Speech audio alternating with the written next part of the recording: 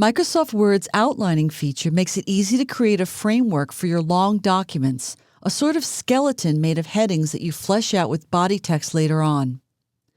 Outlines are a great way to compose a long document because they enable you to list the headings you want to include, shuffle them around, and insert additional headings or subheadings wherever you like. This makes it easy to organize your thoughts before writing. If you haven't tried outlining as the first step to creating a document, you should. In this video, I'll show you how to get started using Word's outlining feature to create the framework for the document that we'll be working on throughout this course, an employee manual for a fictional company called Two Trees Olive Oil. Along the way, I'm sure you'll see how you can apply the outlining feature to your work. Let's get started by creating a brand new document. If you don't already have one showing, press Ctrl-N to get one. To work with Word's outlining feature, you need to be in Outline view. Click View, and then click Outline. The screen changes to show the outlining ribbon with its tools. The blinking insertion point appears at the top of the document beside a circle with a minus sign inside it.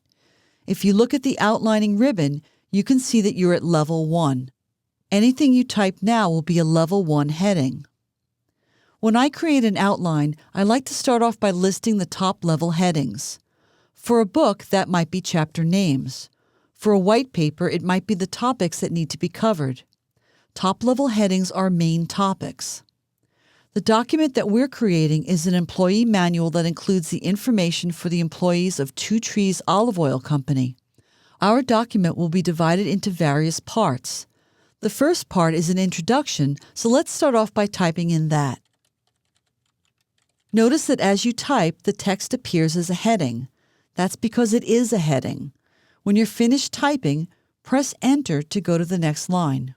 Word creates a new paragraph at the same heading level. The next section will be for definitions of employee status, so I'll type that in. Because you're typing in actual headings that will appear in your document, you should type them the way you want them to appear in your final document. I like using what's called title case for my headings. Title case capitalizes the first letter of important words, but leaves other words such as articles and prepositions in lowercase. The way I've typed this is a good example.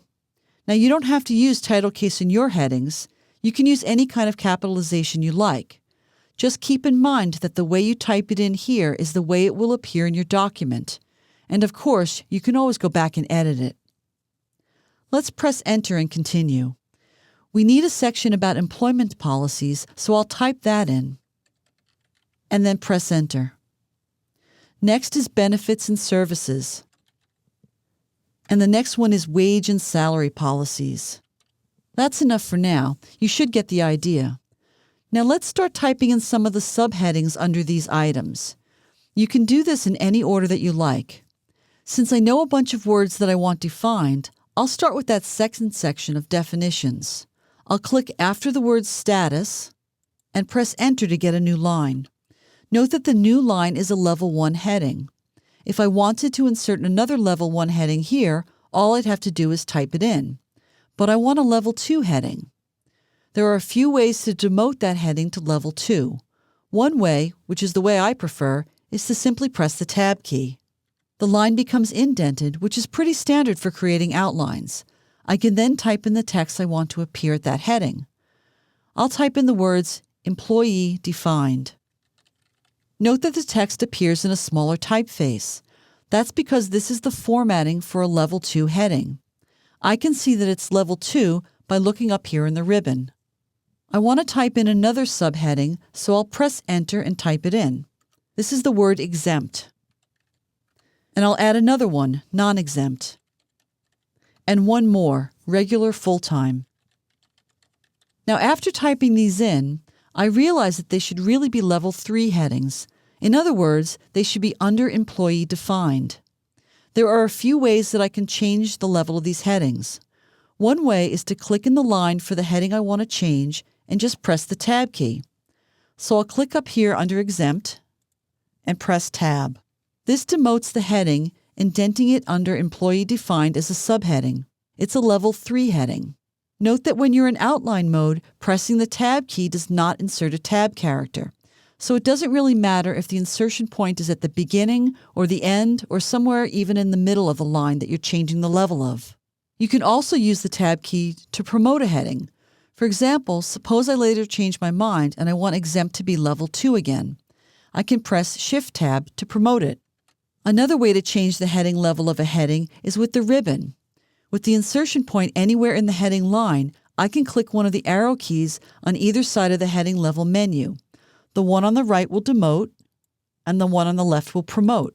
And as you've probably already realized, you could choose an option from the heading level menu to assign a level you like. You can also demote or promote a heading level by dragging. I'll position the mouse pointer on the circle in front of exempt to get a 4-headed arrow. I can then press down the mouse button and drag left or right to promote or demote. I'll drag it to the left to promote it. You could do this for as many levels as you like.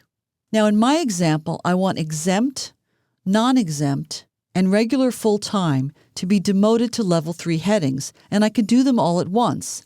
I'll just drag to select them, and then press the Tab key.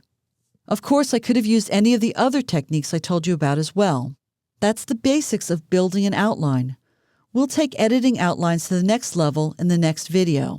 And since you're here to learn about Word's outlining feature and not to practice your typing skills, we'll work with a document that already has more of the outline typed out for us.